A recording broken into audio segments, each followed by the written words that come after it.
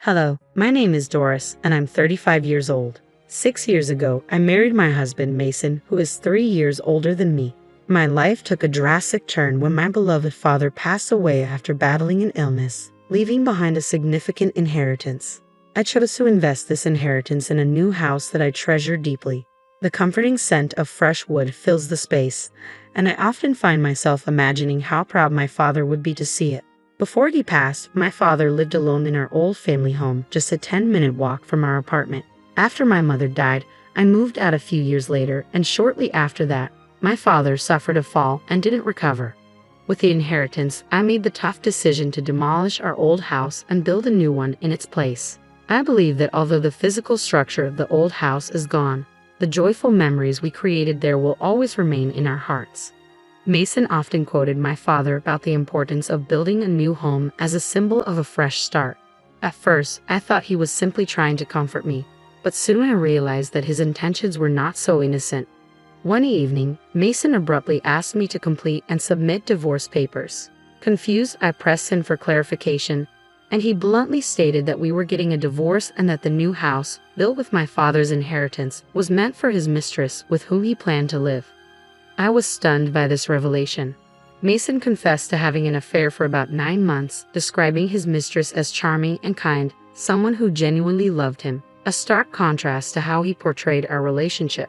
He claimed that coming home to me was always unpleasant and declared his intention to take the house as alimony, insisting that our childless 6-year marriage had no further benefits for him. In my distress, I sought comfort from Mason, but he only blamed me for his actions, asserting that my demeanor had pushed him into the arms of another. In a final act of cruelty, he handed me an envelope containing $12,000, calling it my alimony, and told me to be grateful as he planned to take the new house for himself. Overwhelmed by his betrayal but maintaining my composure, I returned the envelope, refusing the money. The house, once envisioned as a sanctuary filled with memories and love, had become the backdrop for a heart-wrenching revelation. I agreed to the divorce, stating firmly, "If you don't love me anymore, there's no point in us staying married. I don't need the money." Mason looked surprised by how readily I accepted the end of our marriage. With a nod, he warned, "Well, if you say so, just don't ask for it back later." Within a few days, he had packed his belongings and left, taking the keys to our newly built house with him. However, shortly after moving out, Mason frantically called me, his voice tense with panic. "What did you do?" "The police showed up at the house talking about warrants and charges of trespassing." "What's going on?" According to him, the police had barged in while he was with his mistress, demanding to know if they understood the legality of their actions. "We're here because you entered this house with a stolen key, which constitutes both theft and trespassing. Do you understand that?" The officers explained. Mason, shocked and confused, turned to his mistress, who looked equally bewildered. "Isn't this your house? You said you wanted to show me," she murmured. "Be quiet and stay out of this," he snapped, just as one of the officers interjected. "Sorry to disrupt, but we need to handle this at the station." Caught between the police and his mistress, Mason called me in desperation. "Why is this happening all of a sudden? What did you do?" "I haven't done much," I replied calmly. "I simply reported that my house keys were stolen and that strangers were in my home. It's only natural to call the police." I had already filed the divorce papers and reverted to my maiden name Doris before reporting the situation. "This is my house," I continued, stating firm. "Didn't you agree to give it to us as alimony?" he argued. "I never agreed to that," I countered. "It's convenient for you to twist things to fit your narrative. Are you joking? How can you think that house is yours? I'm the one on the house contract. I paid for it with my inheritance from my father. I own the land too." "But your father said it was for us," Mason protested weakly. "That was when you were my husband. Now we're divorced and practically strangers. Why would you think it's your land?" I replied sharply. My father had wisely transferred the land rights to me when he felt ill to prevent any complications if something happened to him. Perhaps he foresaw something like this, which might explain why he advised demolishing the old house and building a new one. It was becoming increasingly clear to me that money and property could easily become sources of contention. When I agreed to the divorce, Mason's usually calm demeanor suddenly made sense to me. "So you planned this all along?" I realized. He defensively replied, "I did nothing wrong. You've misunderstood everything from the start." It was almost comical to see him so clueless. thinking he would be happy with his mistress. "Stop being ridiculous," I retorted. "You blame me for the affair, the divorce, and losing the house. How does it feel now, caught between your girlfriend and the police?" Mason could only groan in response, clearly uncomfortable with how things were unfolding. "Hating me is misguided," I continued. "This mess is entirely your doing. Ever heard of you reap what you sow? This is what you deserve." At that moment, his anger erupted, and he began shouting accusations over the phone. Suddenly, his voice was interrupted. "Excuse me, are you Mr. Gold's ex-wife? He's causing a disturbance at your house. Could we have a word, please?" A police officer had taken over the call. I took a moment to explain the situation to the officer, who sympathized with my predicament. Later, Mason and his mistress were taken to the police station. Mason insisted that the house was a gift from me and claimed it wasn't a case of trespassing. His mistress, genuinely surprised, stated she had no idea they were trespassing. Mason tried to support his claims with so-called evidence at the station, but ultimately, the mistress's statement was deemed credible, and she was released with just a warning. Mason, however, was found guilty of theft and trespassing and received a fine. The issue then arose that Mason had named me as his guarantor upon his release, likely because he didn't want his strict parents to find out. The officer, clearly exasperated, relayed this information to me. "Why should I be his guarantor?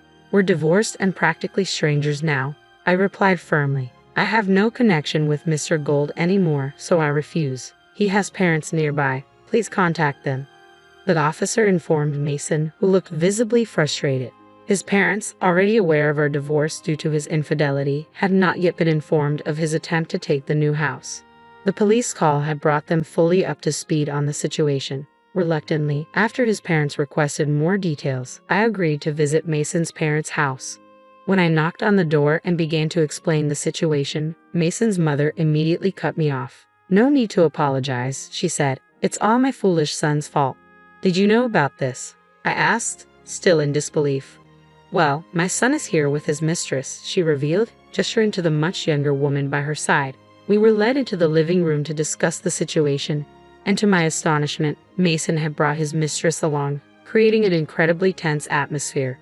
The living room scene unfolded with Mason, the young woman, and my stern-looking father-in-law, Russell. "Russell, it's been a while. I'm sorry for the delay," I greeted them. "Doris, thanks for coming," Russell responded. "I apologize for calling you after the divorce, but I've heard Mason's side of the story. However, I can't fully trust someone who's been arrested for trespassing. Can you tell me your side?" I recounted everything as requested. Throughout my explanation, Mason and his mistress kept their heads bowed, avoiding eye contact. "What were you thinking, trying to take Doris's new house? Are you insane?" Russell demanded of Mason. "It's not that simple," Mason interjected, attempting to defend himself. "How is it even possible?" Russell retorted, clearly frustrated. "Your story is completely different from hers." Apparently, Mason had spun his own version of events before I arrived. "What were you told?" I asked. Russell explained. "He claimed you willingly transferred the house to him, then changed your story and reported him, leading to his wrongful arrest." "Really? He said that?" I was incredulous. "It's true that when we discussed the house, I didn't object, but that doesn't mean I agreed to transfer ownership. To suddenly claim the house as yours and report it is beyond comprehension." "I'm so sorry, Doris, for having such a son," Mason's mother apologized. "What are you saying, Mom?" Mason exclaimed. "I'm telling the truth." Doris wasn't agreeing, his mother replied. She was too stunned to speak, Mason argued, incredulous. "How could you misunderstand and still claim to be her husband?" I nodded in agreement with Russell despite everything. Mason continued to make excuses. "Anyway, you never mentioned owning the land. If I'd known, I wouldn't have done this," he said defensively. "If I had told you, you'd have found another excuse to do the same thing," I replied sharply. "How can you say that?" he countered, gesturing toward his mistress. "Were you spending a lot on her?" "No. Why would you think that?" I shot back, feeling a rush of indignation. "Right after our divorce, I had no reason to." I unexpectedly ran into one of Mason's colleagues, and during our conversation about the divorce, I received some shocking information that left me reeling. Mason's colleague looked uncomfortable as we spoke. "No offense, but I thought this might happen," the colleague mentioned, and I asked, "What do you mean?" After a moment of hesitation, the colleague finally spilled the details that I should have known sooner. I hadn't been aware of the full extent of Mason's actions until this conversation. He had been openly bragging about his mistress, a woman 15 years his junior, lavishing her with expensive bags and jewelry. He even boasted about his plans, sharing that he intended to divorce me to marry her, capitalizing on her recent inheritance from her deceased father to build a new house. He said, "Once the house is built, I'll divorce Doris and claim it, no matter the opposition. Then my young wife and I will live in that big house." The colleague recounted. It seemed the house built with my father's inheritance wasn't just a home but a grand gesture intended for his proposal to her. Furious, I confronted Mason. "I've heard everything. Do you still insist you did nothing wrong?" My frustration was evident. Mason, visibly flustered, tried to justify his actions. "Well, yes, I bought her gifts. So what? I used my own money and gave Doris her living expenses. She's not my destined partner. This woman is. I brought her here today to announce our marriage." His parents, who were present during this shocking confession, reacted with disbelief. But the most astonishing response came from the mistress herself. "Mary, did I ever say we were even dating?" she declared. "What do you mean?" Mason asked, bewildered. "Exactly that," she replied firmly. "I'm not in a relationship with him. I only approached him for a sugar daddy arrangement. I told you from the start that I was looking for someone for that, and even married men were acceptable. You agreed to it initially, but now what are you talking about? That's creepy." Mason went pale, stunned by her revelation. At that point, I asked her, "So why did you come here with him today?" The mistress explained, "I came to ask for more time to pay the alimony. I knew he was married, so it was clearly an affair, and while I was prepared to pay the alimony, I was still just a student." "How old are you?" Russell, Mason's father, interjected, looking bewildered. "I lost my parents early and have been engaging in sugar dating to pay for college. I sold all the gifts for living expenses," she confessed. This revelation left the room in stunned silence as everyone grappled with the depth of deception and the unexpected turn of events. As the discussion continued, the mistress clarified her financial situation. "I just secured a job and can start paying alimony from my salary," she explained. "So you came here to ask me to wait for the alimony?" I asked. "Yes, that's right," she confirmed. Mason, who had been quietly listening, suddenly erupted in anger. "Didn't you hear her?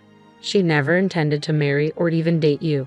That's separate from the alimony you owe," I pointed out, trying to redirect the conversation back to the pressing issue.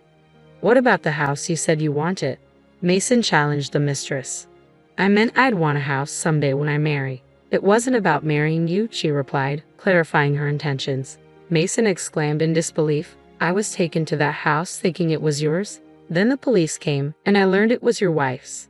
The mistress bowed deeply to me, acknowledging her respect and recognizing that all this confusion stemmed from Mason's misunderstandings. "All right," I said, seeing an opportunity to resolve at least one issue.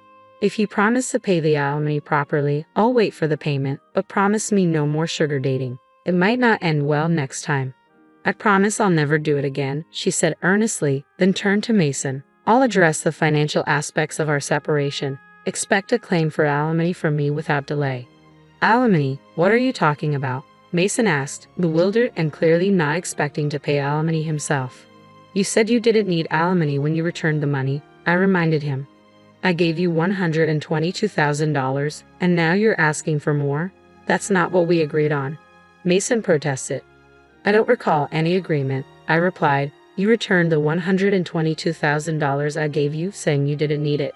What I meant was that I didn't need such a trivial amount for alimony. Do you have any idea how much alimony for infidelity is? It's $30,000, I clarified. And you're also at fault for not having children in the 6 years we were married."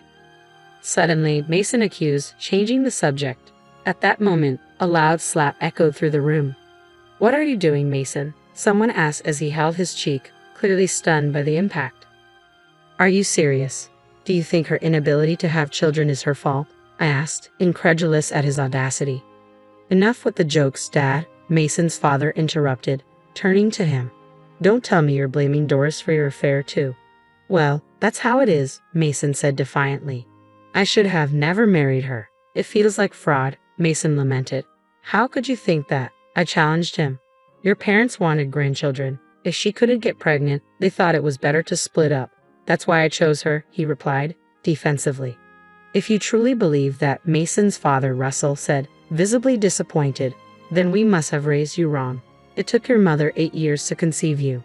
Mason's mother, Deborah, had endured 8 long years of intense fertility treatments before Mason was born. The strain and heartache of watching others easily start families while she struggled were immense. Now, as she listened to the unfolding drama, tears streamed down her cheeks, a silent witness to the pain revived by her son's actions. Russell, deeply disappointed, finally said, "Leave this house now." Mason, clearly bewildered, asked, "Why?" "You're my long-awaited son, but I can't bear to look at you right now," Russell responded, sadness heavy in his voice. "Don't come back until you truly understand your mistakes." "But where should I go?" Mason asked, desperation creeping into his voice. "Back to our apartment," I interjected. "That apartment has already been canceled. With the new house, there was no need to keep it," I continued. "I canceled it right after reporting it to the police. You have no place to return to." Mason was visibly shaken, realizing he had nowhere to go. Frustrated, he turned his blame toward his mistress. "It's your fault. All the money is spent, and now you say you never intended to marry me. It's fraud." She remained calm and replied, "I was clear about it being a sugar relationship from the start. I never asked for money or gifts. If you want to sue, go ahead. But I have proof of our arrangement. And don't forget the alimony." Seeing Mason flustered, I chimed in. "Wait, please wait," he stammered, but I ignored his plea. I contacted his parents to inform them of the situation and then left their house. Later, I hired a lawyer and sent a demand letter for the alimony, making sure it wasn't sent to his parents' house since Mason no longer lived there. "Why is it being sent here?" the receptionist at Mason's workplace asked, puzzled as she looked at the letter. "It's possible to send such documents to both residential and employment addresses," I explained. "Is this what this is about?" she inquired, noticing Mason's pale, shaken demeanor. "Yes," I confirmed. "I just told the truth. No one asked me to keep quiet. It's his own doing." The arrival of the demand letter at Mason's workplace quickly spread news of his actions, including his involvement in sugar dating. This revelation sparked a wider discussion among his colleagues, casting a shadow over his professional reputation. After a series of embarrassing losses and being unable to cope with the whispers and rumors, Mason decided to resign from his job, insisting that he was leaving on his own terms. His difficulties didn't stop there. He sought out free legal advice, convinced that he was a victim of marriage fraud. However, the legal advisor was not encouraging. "We've seen cases like yours, but based on the evidence you've provided, this isn't considered fraud," the advisor explained. "You initially agreed to a sugar relationship. If you developed feelings later on, that was on your part alone. You can sue if you wish, but it's likely just a waste of money." Heeding the advice, Mason chose not to file the lawsuit, feeling defeated. Later, he confided in me, regretting his past actions. "I don't know what I was thinking. I didn't realize how significant you were even after 6 years together. I promise I'll make you happy this time and won't let myself be distracted by others," he pleaded earnestly. However, his plea didn't move me. My decision was firm. "I refuse," I replied sharply. "Why, after all this begging?" he persisted. Over those 6 years, I had come to recognize that Mason was not a good person. He blamed everything on me, tried to take what was mine, and then shamelessly returned after losing everything, expecting reconciliation. What benefit would there be for me to reunite with someone so selfish? I questioned. Mason protested. "You don't have to put it that way. You once said the same things to me." Nonetheless, I remained resolute. "Never contact me again," I stated firmly, aware of his current predicament. I then hung up, deleted all his contact information, and changed my phone number. A few days later, an unexpected incident occurred. "Your ex-husband came to the house the other day," one of the neighbors informed me. "We had to chase him away after he caused a disturbance." What was he thinking? I wondered aloud, shocked.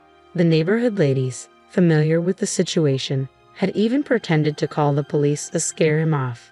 Since then, I hadn't seen him and was unsure of his whereabouts or his current situation, but I was confident he wasn't leading a happy life.